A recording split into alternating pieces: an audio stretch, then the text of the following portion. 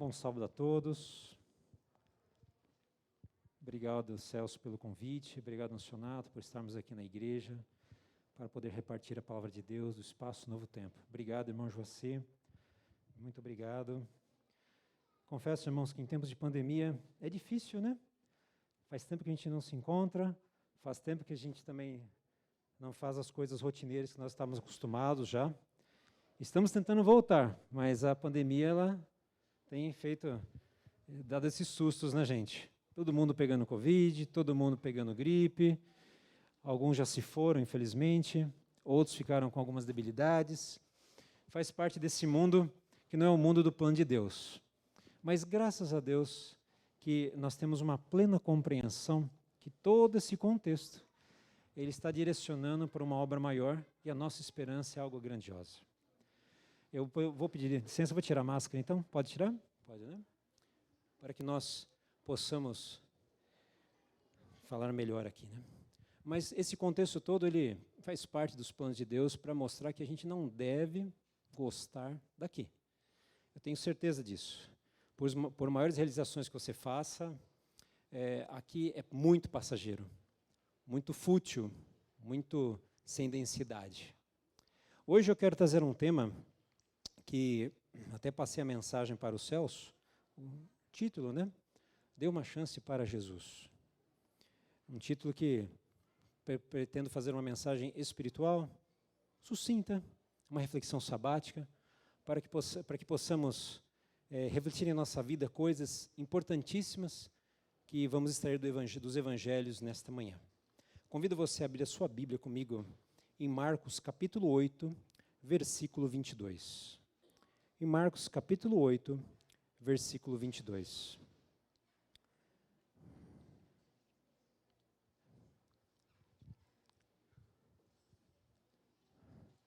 Evangelho de Marcos capítulo 8, versículo 22. Todos abriram, vamos fazer mais uma oração. Santo Deus e Pai, Sua palavra está sendo aberta e pedimos nesse momento que nada nos distraia. Que seja o Espírito Santo o condutor do nosso raciocínio, das nossas emoções, a fim de que esse tema e o pregador que fala aqui à igreja seja tomado pelo Espírito Santo para que seja a vontade de Deus falada e seja dita aqui e falada nas redes sociais. Que o homem diminua e que o Senhor prevaleça. É o que lhe pedimos humildemente, com o perdão dos nossos pecados, por Jesus. Amém. Você vê aí no subtítulo do capítulo 8, versículo 22, a cura de um cego em Betsaida. Vamos ler. Então chegaram a Betsaida e lhe trouxeram um cego, rogando-lhe que o tocasse.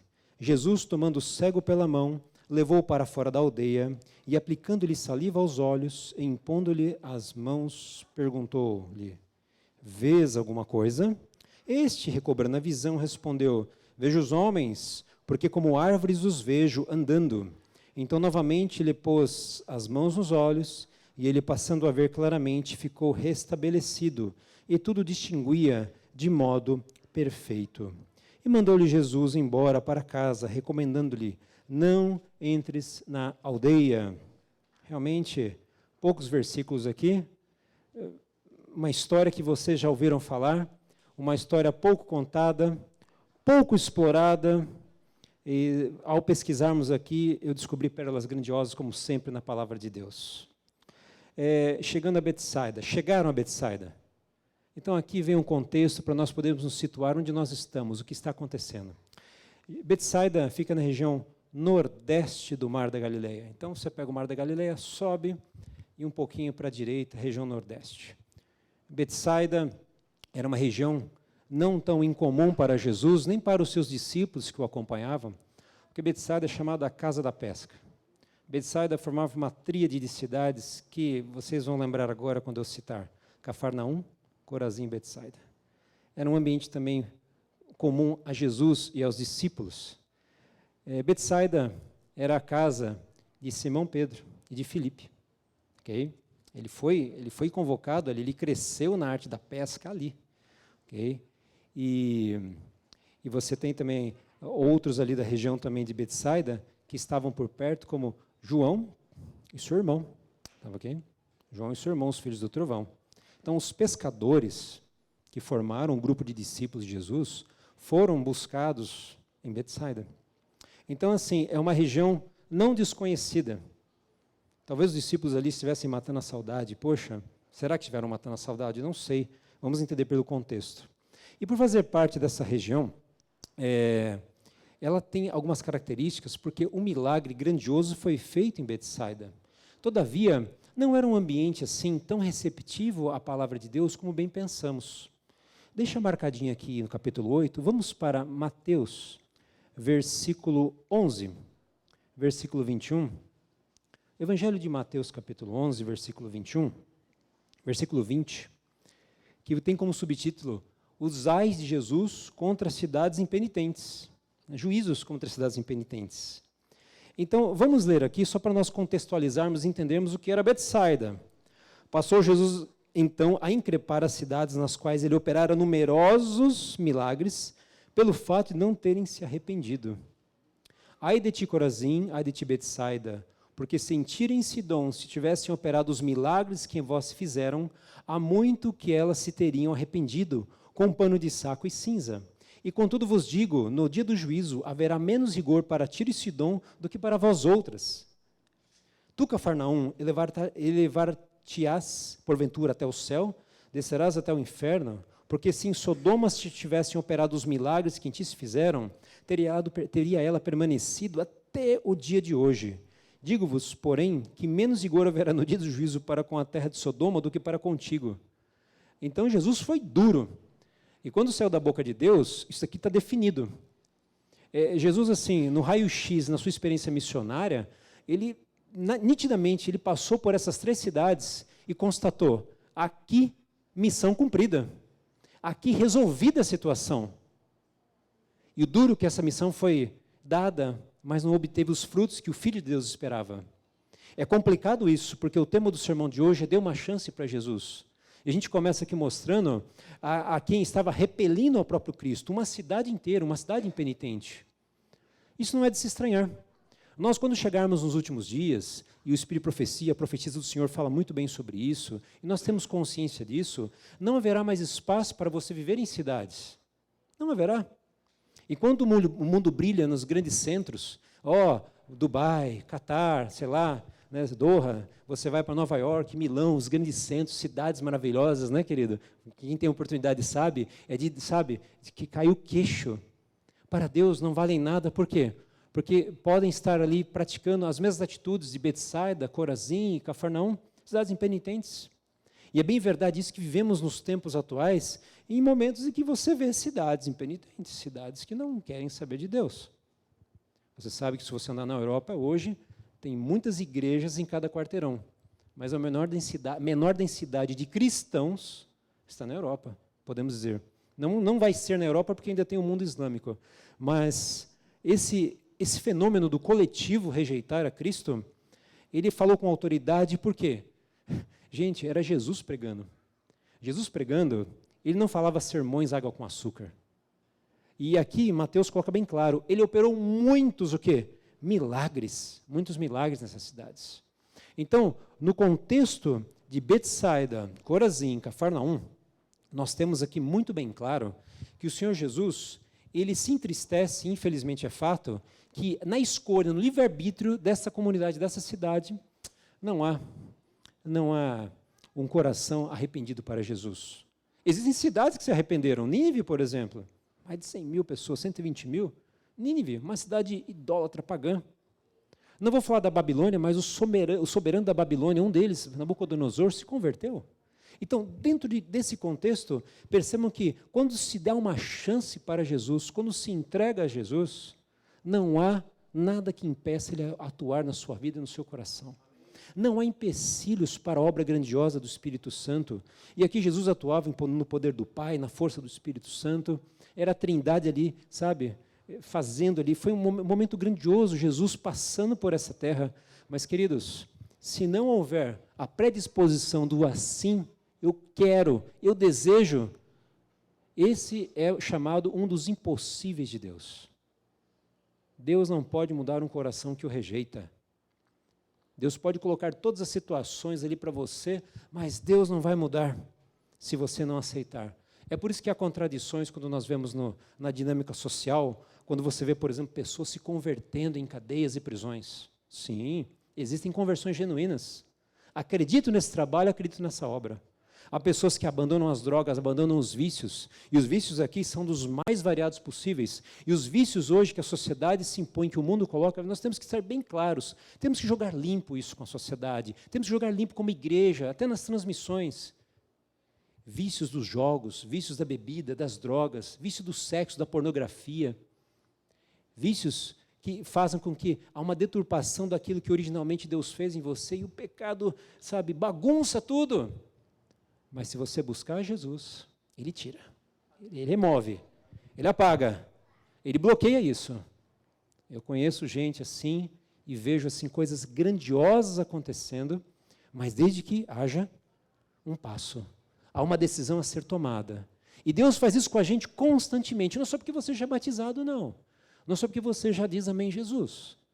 A vida cristã é uma jornada, e nessa jornada precisamos estar sempre atentos. E aqui o contexto não é dessa frase que eu vou dizer, mas simples como as pombas e astutos como as serpentes. Porque mesmo sendo crente, tem que tomar cuidado. Eu gosto da expressão crente. Eu sou adventista, não sou crente. Não, você é crente. Eu sou crente. Eu creio no Senhor Jesus e quero obedecê-lo. Só posso fazê-lo com Jesus me estendendo a mão, fazendo algo por mim. Vamos voltar aqui para Betsaida? Vamos voltar, capítulo 8, versículo 22 de Marcos. Então chegaram a Betsaida e lhe trouxeram um cego, rogando-lhe que o tocasse. Fantástico. O juízo veio sobre a cidade, irmãos, mas o cego era alguém que tinha uma fé, uma esperança em Jesus. Mas a maior fé ainda, Joaci, era dos amigos que falavam, ele está aqui, ele está aqui. Queridos, por mais que hajam juízos, como eu falei, de cidades, situações, e você tem que um dia se afastar, quando o Espírito Santo, estamos na semana de oração, aqui não é bem uma semana de oração, mas estamos fazendo nos lares. Quando nós buscarmos o Espírito Santo, quando nós nos despojarmos do nosso eu, o Espírito Santo verdadeiro vai cair sobre nós para que nós tenhamos um desejo de falar de Jesus para as pessoas incansavelmente, para falarmos nem por palavras, mas por ações, por atitudes. E às vezes eu nem vou tomar ações, as pessoas vão vir até mim, porque eu vou ser como uma luz, um poste, um refletor como esses aqui que ficam me cegando os olhos para fazer isso para as pessoas. Isso é a obra do Espírito Santo. Então o Espírito Santo estava atuando porque naquele tempo o Espírito Santo não foi retirado. O Espírito Santo ainda atua hoje, ele não foi retirado. Quem fala que está desanimado com a igreja, está desanimado consigo mesmo. Faça uma autoanálise, reavalie-se. Porque não é a igreja que vai te desanimar, é você que não está bem contigo mesmo. Desculpa, isso parece um golpe daquele do boxe bem certeiro, mas o problema não é a igreja, é você, é o eu, é o meu eu. Quando eu critico as pessoas, quando eu coloco tudo na conta dos outros, eu vou usar aqui de um filósofo, Jean-Paul Sartre, que nem cristão era, nem sequer acreditava em Deus, mas esse existencialista falava, o inferno são os outros, não é assim? Como é que fala? Jean-Paul Sartre, né? É difícil falar nesse... você fala bem, eu não sei. Queridos, é fácil falar que o inferno são os outros. É fácil colocar conta nos outros. Mas quando nos deixamos guiar pelo Espírito Santo, sabe, a cabeça, ela se reorganiza, tudo muda, e você pode morar em qualquer situação, em qualquer lugar, pode ser uma renda baixa que você tenha, mas agora você vive a esperança. Você fala assim, eu gosto de Jesus, eu amo Jesus. O pastor Bulhão fala, eu sou apaixonado por Jesus. O pastor Bulhão fala. Por quê? Porque agora eu quero fazer o que Jesus fez por mim, eu quero levar. E levaram esse cego. Ele foi quase que arrastado, foi conduzido. Muitas pessoas têm uma situação que vão depender de você. O desesperançado, aquele que, sabe, está realmente com uma vida difícil, mas às vezes ele precisa de um ouvido. E você vai ser o terapeuta dele. Você não vai se envolver na situação, porque quando você não sabe lidar com essas situações, você se enrola. Nunca queira ser o terapeuta dos outros quando não se é terapeuta, né, Celso? Mas quando você quer ser um bom ouvido para orar com uma pessoa, todos nós podemos ser. Todos nós podemos ajudar. E esses amigos aqui talvez não soubessem a dinâmica, e não sabiam mesmo, porque no versículo 22, eles levaram até Jesus, e Jesus não fala nada com os amigos, mas no versículo 23 diz assim, Jesus tomando o cego pela mão, levou para fora da aldeia. Eles pediram, toca Jesus, Por que eles pediram para Jesus tocar? Porque eles sabiam por experiência e por informação que se toca em Jesus, o milagre sai, Kleber. Ah, tá. Então, se fizer dessa forma, se fizer dessa maneira, Jesus vai responder. Olha que ideia fantástica. Eles não estavam errados nas percepções deles, mas eles estavam equivocados em limitar a Deus a uma receita de bolo. Eles estavam limitados porque achavam que precisava fazer exatamente como foi feito. Olha, uma mulher tocou, foi curada, pessoas tocam Jesus, sai poder, sai virtude, como diz a Almeida Revista Corrigida. Jesus o tocou pela mão. E logo que ele tocou pela mão, ele foi curado? Não. O milagre não aconteceu. Jesus o toca pela mão. O toca pela mão, o carrega pela mão, o leva pela mão para fora da aldeia. Queridos, quando Jesus se apresenta na sua vida, não espere que ele faça igual ao outro. E não peça para que Jesus faça para alguém que você intercede da maneira como você pretende. Simplesmente peça, Senhor, haja, sou um instrumento, sou o vaso na mão do oleiro, não é assim que a gente canta? Me quebra, me restaura, faça a minha vida. Por isso que a oração do Senhor fala assim, muitas vezes, que seja feita a tua vontade. Que a vontade de Deus prevaleça. E nesse momento, então, esse cego, acho que estava cego e perdido, né? Em todos os sentidos, não sabendo mais o que estava acontecendo. Mas ele estava no melhor lugar do mundo. Ele é levado por Jesus para fora da aldeia, e o Senhor aplica-lhe saliva aos olhos, impondo-lhes as mãos, pergunta-lhe, vês alguma coisa? E nós vemos aqui um milagre muito parecido com um surdo mudo que foi feito alguns versículos anteriores nessa região também. Mas aqui aconteceu detalhes que eu queria entender por que Jesus deixou ou fez dessa forma. Queridos, todos os atos de Deus são milimetricamente conduzidos, trabalhados para deixar uma lição muito mais do que homilética, mas uma aplicação espiritual de que, por quaisquer caminhos que você tenha ouvido falar de Jesus, ele tem uma solução. Quando os propósitos de Deus existem, ninguém muda o propósito de Deus, ninguém muda a soberania de Deus. Ninguém muda a promessa do Senhor à sua vida. Você pode ter feito uma grande, um grande desvio, pode ter saído muito da rota do que Deus planejou para você. Mas enquanto você clamar ao Senhor, em quaisquer rotas, seja para a esquerda, para a direita, para baixo ou para cima, o Senhor vai abrir uma nova rota e vai te encontrar e vai resolver a tua vida. Irmãos, se eu demorei para tomar uma decisão, pode ser que eu não esteja usufruindo as coisas maravilhosas do Senhor nesse momento, mas um segundo com Jesus vale mais a pena do que 40 anos de tristeza. O ladrão na cruz, todo danado na vida, quebrado, cuspido, ensanguentado, e logo em seguida ia ter as pernas quebradas de marreta pelos soldados romanos. Estava louvando a Deus porque ele teve o melhor encontro da sua vida e vai acordar, nós vamos presenciar isso, ele vai acordar com um corpo de glória e vai acordar agora glorificando aquele que ele teve um encontro de alguns minutos no Calvário. Até a tradição fala, né, por curiosidade, o bom ladrão chamava-se Dimas, né? E o mau ladrão chamava-se Gestas. Não está na Bíblia, mas só por curiosidade. Queridos, Jesus, quando dá os seus passos, ele faz questão de ser pedagógico para cumprir aquilo que ele prometeu nas escrituras mais antigas, nos tempos dos profetas de Moisés. Quando ele toma o homem pela mão, ele cumpre aquilo que ele falou para Isaías. Quer ver? Deixa marcadinho aqui, vamos para Isaías, capítulo 41, versículo 13. É lindo isso. Por isso que é importante ler a Bíblia. Por isso que, é fantástico estudar a palavra de Deus. Porque a palavra de Deus, ela se interrelaciona. Não há espaços ociosos. Mas em Isaías 41, versículo 13, diz assim, eu vou ler aqui. Porque eu, Senhor teu Deus, te tomo pela tua mão direita e te digo, não temas, que eu te ajudo. Amém.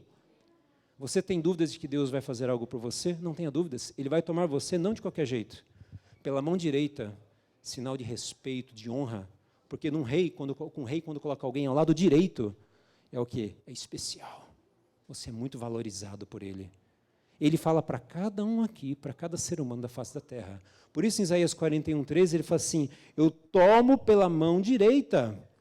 Isaías 42, versículo 6. A primeira parte, Eu, o Senhor, te chamei em justiça, tomar-te-ei pela mão e te guardarei. Tomar-te-ei pela mão e te guardarei, até aqui. Essas palavras, elas estão sendo repetidas aqui em Isaías, mas elas representam o quê? Representam o próprio caráter, a essência do que Deus quer agir, como Ele age por você. Meus irmãos, quando nós vamos estudar os milagres de Jesus, começamos a perceber que quaisquer caminhos que eu possa estar, quaisquer situações que eu me encontre, aquela promessa de Romanos 8, 28 é certa. Todas as coisas contribuem para aqueles que amam a Deus. Irmãos, amar a Deus não é uma coisa que só vai ser conseguida pelo pastor, pelo presbítero, ancião, diácono, ou irmão que dá 500 estudos bíblicos por mês. Amar a Deus pode ser da forma mais simples, como uma criança ama a Deus. Deus entende as nossas limitações, mas quando você começa a amar Jesus, e o nosso amor é falha, nossos sentimentos são limitados, são simples, são pífios, mas Ele não nos condena dessa forma. Mas quando você começa agora a se entregar a Jesus, todas as coisas, fiz questão de falar mais alto agora para acordar, todas as coisas cooperam para o nosso bem. Oh, glória a Deus. Em São João 6,37, eu queria que você abrisse sua Bíblia, no Evangelho de João, capítulo 6, 37, o Senhor Jesus fala com toda a segurança para você que está me assistindo e para os irmãos aqui presentes. Todo aquele que o Pai me dá, esse virá a mim, e o que vem a mim, de modo nenhum o lançarei fora. Qual é a missão da igreja? A missão da igreja é colocar pessoas para Jesus, porque o resto Ele faz. E para nós, aprender com Ele. Aprender com Ele a não lançar fora. Nós somos falhos, temos perspectivas errôneas, mas no contexto de Betsaida, o Senhor Jesus estava deixando uma lição para os discípulos e para os amigos que levaram aquele cego para a cura. E no versículo 23, retomando então, nós temos aqui na caminhada, impondo-lhes as mãos, perguntou, vês alguma coisa? Eu acho estranho, mas é proposital. O Senhor Jesus não precisava ter perguntado, está tudo bem? Quando você faz uma cirurgia de olhos, quando você vai ao médico por alguma coisa, ele pergunta, está tudo bem? Está movimentando bem o braço? A cirurgia está boa? Tem algum erro? O Senhor Jesus não estava perguntando se havia algum erro na cura. Não. Ele responde no versículo 24, vamos ler para entender. Este, que era já o ex-parcialmente cego, eu chamo assim, recobrando a vista, respondeu, vejo os homens porque como árvores os vejo andando. E aqui esse versículo é de uma riqueza enorme. Por quê? Quando diz na sua Bíblia que ele está recobrando a vista, é porque um dia ele tinha visão. Ele é uma pessoa que enxergava bem. Enxergava bem, não sei, mas que ele enxergava. Tanto é que ele fala assim, vejo os homens como árvores. Um cego não sabe o que é uma árvore nem homens, nunca viu? Ele pode deduzir com muita inteligência. Mas quem já teve visão sabe, nossa, eu estou vendo assim umas coisas balançando assim, não sei se é árvore, se é gente. Ele não estava com a visão retomada. Ele não estava plenamente curado. E aí vem a questão, houve falha no milagre? Houve algo que faltou daquele homem? O Senhor Jesus não fez algo completo? Não, mais uma vez não. Mais uma vez não. E Jesus então no versículo 25, novamente lhe pôs as mãos nos olhos, e ele passando a ver claramente ficou restabelecido, e tudo distinguia de modo perfeito. Queridos, não houve falha no milagre, não houve falha no poder de Jesus, de forma alguma. Jesus é 100% Deus, Ele pode tudo. Ele poderia fazer tudo, Ele poderia curar uma cidade inteira só com, sabe... vocês sabem que o Senhor Jesus, quando ressuscitou a Lázaro, Ele foi objetivo em chamar Lázaro, porque se Ele falasse ressuscita, Ele teria ressuscitado inúmeras pessoas ali na região onde Lázaro estava enterrado. Irmãos, nós temos que tomar cuidado para não limitar a Deus. E a questão vem, por que esse milagre feito em várias etapas? Na verdade, isso é muito mais comum do que a gente imagina. Lembre-me, por exemplo, quando Naamã, o capitão do exército da Síria, levou 7 vezes para estar recobrado, e a lepra não saiu da sua pele enquanto não chegou no 7º mergulho. Lembram-se disso? Ele estava desistindo. 1, não dá. 2, 3... Estão de brincadeira comigo. Porque vocês sabem a história de Naamã. Um profeta que nem o atende, um profeta que morava talvez numa favelinha, porque devia ser muito pobre, os profetas eram humildes assim. Um profeta que não o atende porque ele era o general de um exército conquistador. É como se eu estivesse morando numa comunidade bem simples, e eu recebesse agora o general mais importante do Putin ou do Biden. Eu falei assim, não quero conversar com vocês. Ou mesmo o próprio Biden ou Putin falando comigo. Não. E você sabe na história de Naamã que ele foi até o Rio Jordão, rio sujo. Quem já viu o Rio Jordão não é um rio de águas cristalinas. O Brasil tem águas muito mais lindas, o Mato Grosso, essas regiões. Mas ele teve que esperar até a 7ª vez para que ele visse o milagre, porque ele tinha que confiar naquele que falou. Você vê, por exemplo, que o próprio Eliseu, quando foi suscitar o filho daquela mulher, da sunamita, ele foi por 7 vezes, isso está em 2 Reis 4:32, por 7 vezes fez a obra para que o menino retomasse. Espirrou, daí o menino voltou à vida. Quando o rei Ezequias recebeu a mensagem de Isaías que ele ia morrer, o que o Senhor falou para Isaías? Fala para ele fazer uma pasta de figo e colocar na ferida, que eu vou dar para ele mais 15 anos. Ele ficou alguns dias na recuperação. O milagre veio de Deus, mas o milagre não foi completo.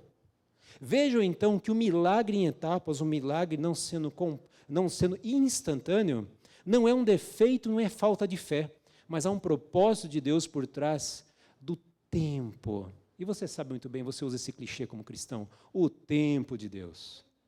E aqui nós temos mais claramente a visão de que havia um tempo de Deus, mas foi muito rápido esse tempo, né? Que Jesus acabou de curar e falou assim, e aí, está vendo? Imagina. Não, senhor, não estou vendo. Espera aí, vem cá. Vamos lá. Termino agora. Jesus não estava criticando falta de fé desse homem. Eu não acredito em falta de fé dessa pessoa. Mas eu quero mostrar aqui que esse milagre, em várias etapas, é para mostrar que não basta você simplesmente ter visão, mas Deus quer que você veja com clareza as coisas que estão por trás. Esse homem precisava receber um milagre em etapas, porque esse homem perdeu a visão. E eu não posso inferir aqui qual foi o motivo da perda de sua visão, mas eu sei, por exemplo, que junto ao tanque de Betesda, não é isso? Que é a casa da misericórdia, assim, no hebraico, eu sei que junto ao tanque de Betesda, não é ali onde achava-se que um anjo mexia as águas, não é isso, irmãos? Me ajudem aqui. Jesus curou um paralítico, né? E ele encontra com aquele homem depois, no capítulo 5 de João, e ele fala assim, muito bem, está adorando o templo. Jesus foi vê-lo na igreja, e falou assim, vê que não peques mais, para que não te suceda o quê? Coisa pior. Então eu vejo uma nítida conexão em que o Senhor Jesus, ele não faz milagres vamos usar uma expressão muito simples, coloquial, de baciada no coletivo, sem ter uma interação racional, íntima com a pessoa, para entender que aquilo custa, que aquilo tem um valor, que aquilo tem um preço. A pessoa não pagou nada, mas tem um preço, por quê? Ela mesma vai pagar com a vida, vai perder a salvação, ela vai deixar de ter, vai acontecer de novo com ela. E ali nós vemos, não é o objetivo do sermão dessa manhã, eu ia falar noite, né? As empregas noite, aquele caso de Betesda era um nítido caso em que o mal que veio sobre aquele homem foi decorrente de uma vida pecaminosa, de escolhas erradas. E o Senhor Jesus em nenhum momento o criticou da escolha, mas o retirou da consequência e falou assim, não volte para as escolhas erradas. É muito lindo isso, porque quando nós pregamos, e às vezes nós temos dificuldades em sermos técnicos na divisão dos porquês acontecem coisas boas para pessoas, coisas ruins para pessoas boas, né? E porque pessoas ruins têm coisas boas, o dilema de Asaf, né, do Salmo 73, às vezes a gente se complica e nós colocamos Deus no paredão e falamos mal de Deus para as pessoas, querendo dizer que Deus está punindo, Deus está fazendo, e não é bem isso. O importante é nós orarmos e fazermos a nossa parte, porque não entendemos o que está por trás. Mas no tocante a este cego, esse cego, ele recobra a visão numa etapa mais demorada, e no versículo 26, Jesus manda embora para casa, recomendando-lhe para que não entres na aldeia, não volte para Betsaida. Você não volta para Betsaida, porque provavelmente, eu deduzo, isso vou perguntar na eternidade para Jesus, Nidi, provavelmente estamos vendo ali uma conexão entre a cidade ímpia e a cegueira dele. Gente, vocês sabiam que sífilis, que é uma doença venérea de impureza sexual, ela causa cegueira? Quantas pessoas no século, né? Quem é da área de saúde sabe, né? Até hoje, né? Quantas pessoas ficam, por exemplo, com problemas neurológicos, né? Eu sei que a sífilis causa, problemas neurológicos que não afetam não só aqui, mas a parte motora também, esterilidade, por exemplo, e cegueira, né? Vai saber se esse homem não tinha uma vida devassa? Jesus não falou assim, você é um devasso, você vive no prostíbulo, ou você tem uma vida, não sei do que você tem feito, relacionamentos impuros. Jesus não condenou dessa forma. Jesus entendeu que ele estava já pagando um preço alto e falou assim, não volte para lá. E quando Jesus perguntou para ele, você está vendo bem? No versículo 25, e tudo distinguia de modo o quê? Perfeito.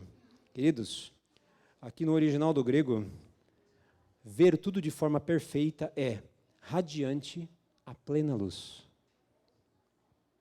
Ele via tudo de forma radiante a plena luz. Jesus não faz uma cura, mais ou menos. Ele voltou com olhos de águia. Ele não voltou míope, não voltou hipermétrope, não voltou com astigmatismo. Não, ele voltou com uma visão radiante, mas essa visão aqui, eu quero olhar sobre a ótica espiritual. Jesus mostrou para ele o mundo espiritual, e ele estava radiante porque ele viu a salvação. Ele viu o céu.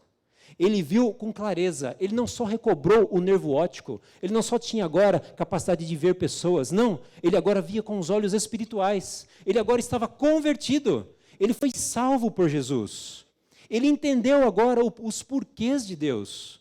Irmãos, eu faço a pergunta hoje, você está numa luta de um processo para pedir, não processo judicial, mas num processo na sua vida, né? Processo, eu falo muito de processo, mas você está numa luta para pedir respostas para Deus? Você está esperando algo?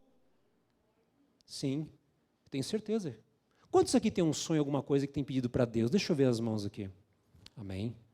Quantos aqui com a mão levantada, quantos aqui acreditam que Deus pode fazê-lo?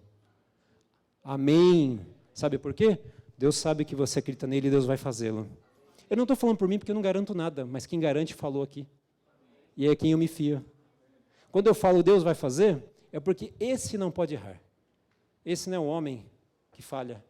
E esse daqui trouxe a cura para esse homem, e esse cego de nascença com certeza tinha dificuldades, que não foi objeto da abordagem de Jesus. O passado já me condenava. Se nós deixarmos sempre que o passado seja condenatório, você não vai nunca se fiar, nunca vai se firmar na promessa que é liberatória, que faz você, sabe, sentir assim, grandioso. Por quê? Porque Jesus faz parte do processo. O desenvolvimento de um relacionamento com esse cego que perdeu a visão, não ficaria limitado, então, a restabelecimento de uma capacidade física.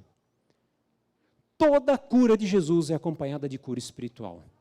Todo milagre que Deus vai fazer na sua vida vai ser acompanhado de conversão. Tudo que você pedir para Deus tem um preço. Ah, é salvação pelas obras? Não. É entregar-me completo para ser transformado o homem, a mulher aqui dentro. Eu preciso disso. Irmãos, vocês falaram aqui, levantaram as mãos e Deus está vendo. Todos nós temos algo para Deus, Deus está pedindo, e alguém que nos assiste também. Pode escrever aqui no chat, tem chat aqui? Pode escrever no chat aqui. Eu peço para Deus, se não quiser colocar, não precisa.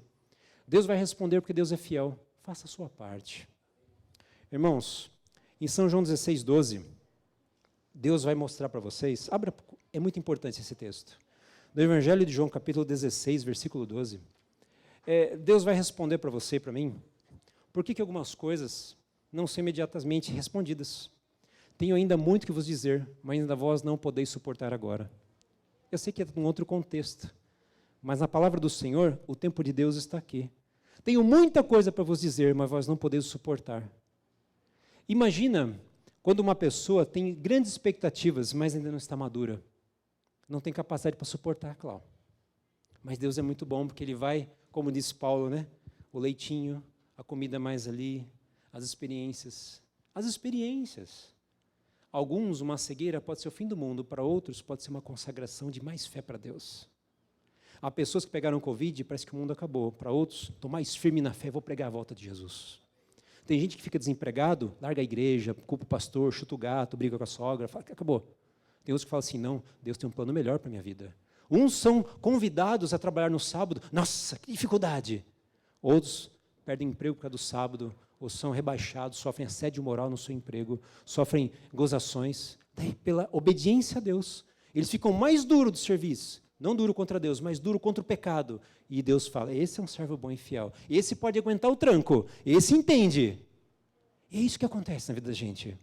Deus não é masoquista. Deus não é manipulador. Mas Ele sabe dos limites de cada um. E dentro dos limites, se deixarmos ser guiados, gente, que glória, Ele vai blindando a gente vai crescendo. Todos aqui podem receber as grandes bênçãos e grandes realizações. Basta se entregar e dar uma chance para Jesus. Basta entregar a sua mão para Jesus, que Ele não vai pegar você de qualquer jeito. Ele vai pegar você pela mão direita, irmãos. Ele vai conduzi-lo para a vitória. Eu tenho muitos testemunhos que eu assisto, que eu ouço, que vejo e acredito. Jesus está voltando. Jesus está buscando as pessoas pelas mãos. Eu vejo conversões. Eu vejo as igrejas enchendo novamente. A Covid veio reforçar, veio trazer força para a igreja. Sabe? Aqueles que estão prevalecendo. Um começo de sacudidura está vindo, sim. Um começo de sacudidura. Porque o Espírito Santo vai ser derramado, irmãos. E vai ser o momento de nós despojarmos do nosso eu por completo. Nós vamos sair ali falando para as pessoas nas praças. Você guarda o sábado, me explica. Isso está acontecendo. Meses atrás, eu estava no aeroporto aqui do Brasil. Encontrei um amigo evangélico, 2 evangélicos conversando. E daí, por acaso, eu digo evangélicos porque não são adventistas. Isso não tem nada demais, mas eu fiz amizade com eles ali no avião, e conversando, e eles falaram assim, você é adventista. Falei, porque você fala igual o Rodrigo Silva. Nós adoramos o Rodrigo Silva. Adorar no sentido bom, tá? Eles adoram a Deus. Falei, poxa, e conversando, não porque é adventista, só coisa boa. Eu me senti até incomodado, porque nem obreiro sou, não sei nada, mas sou um soldado raso, membro de igreja. Eu falei, gente, mas que coisa interessante. Eu falei, coisa interessante, né? Porque não deve maximizar a igreja assim. Mas eu vi que o conteúdo, escola adventista, tudo, o cara falando, meus filhos na escola adventista, eu só não pus na escola porque está longe da minha casa, mas tem que ver o cara falando. Eu falei assim, alguma coisa me falava, era o Espírito Santo. Ora com eles. No saguão do aeroporto, não falei onde estava, não quero falar. Peguei e falei assim, vamos orar. Abracei os 2, no meio de um monte de gente, fiz uma oração em nome de Jesus. Os caras ficaram tremendo e eu mais ainda. Mas eu senti o poder de Deus naquele momento passando pelas minhas mãos e indo para os ombros daqueles homens. E aqueles homens saíram assim, tão confortados. Eu falei, quem sou eu? Não estou contando de Humberto, tá? Esqueça Humberto. Mas eu estou falando, é assim. É num bar, é num hospital, é num posto de saúde, é numa oficina mecânica. Viu a Bíblia? É assim. Eu preciso. Queridos, existem 2 promessas que nós vamos encerrar, que eu quero que você leve para a sua vida, porque quando você der uma chance para Jesus, essa promessa, você vai entender, e você vai entender agora o processo pelo qual você está passando. Anote isso na sua Bíblia. Pronto? Filipenses capítulo 1, versículo 6. Projeta para mim, por favor. Filipenses 1, versículo 6. Em Filipenses 1, versículo 6, Paulo diz assim, irmãos, com muita reverência, estou plenamente certo de que aquele que começou a boa obra em vós, há de completá-la até o dia de Cristo Jesus. Irmãos, aquele homem entendeu, Jesus praticou isso que Paulo prega. Você começou com Cristo, Ele vai completar na volta do Senhor. Você não está só, você não está abandonado. Segunda promessa do patriarca Jó, num dos seus diálogos com seus amigos, Jó capítulo 11, versículo 17. Jó 11, versículo 17. A tua vida será mais clara que o meio-dia, ainda que lhe haja trevas, serão como amanhã. Glória a Deus, né, Jaci? Sabe por quê? Porque você não vai ver homens como árvores mexendo. Jesus vai perguntar para você, vês claramente? Eu vejo a plena luz. Por quê? Porque eu dei a mão para Jesus. Que Deus abençoe vocês nesse sábado. Que você tome uma decisão ao lado de Jesus e não se assuste com o que está acontecendo.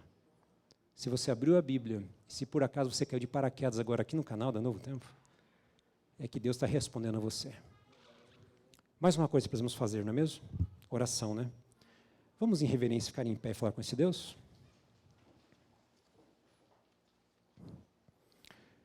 Santo Deus e Pai, eu coloco a minha vida e a vida desta congregação presencial e virtual nas suas mãos. Eu não sei, ó Deus, eu não sei o que está acontecendo na vida de cada um, mas eu falo pela tua promessa e eu garanto, porque tu é o maior garantidor da bênção, que tudo vai passar e vai passar bem. Ó Deus, cuida de cada mãe, cada pai, cuida de cada família aqui representada. Pela presença do teu Santo Espírito, que desenvolvamos o caráter segundo o Espírito Santo da promessa, a fim que entendamos e também possamos, com o coração aberto, falar desse amor grandioso de Jesus, do que Ele tem feito, entendamos esse processo, essa transformação, porque a promessa final virá e receberemos a coroa da glória. Por isso, Deus, permaneça firme com esses, fortalece esses que estão aqui conosco. Dá-nos o seu poder, ó Deus, o poder verdadeiro, que é o poder que crucifique o eu, que transforme o nosso ser para que nossa boca, nossa língua, nossas atitudes, nosso testemunho seja agradável aos olhos do Senhor. Ó Pai, que nesse dia de sábado, nessas santas horas sabáticas, voltemos em paz para os nossos lares, na certeza, agradecidos, tomados pelo Espírito Santo, sabendo que hoje eu sei houve milagre nessa congregação. Eu lhe peço, lhe agradeço, tudo, com o perdão dos nossos pecados, que foram eliminados na cruz do Calvário, no sangue poderoso do nosso Senhor Jesus Cristo. Nos despedimos no nome dele. Amém.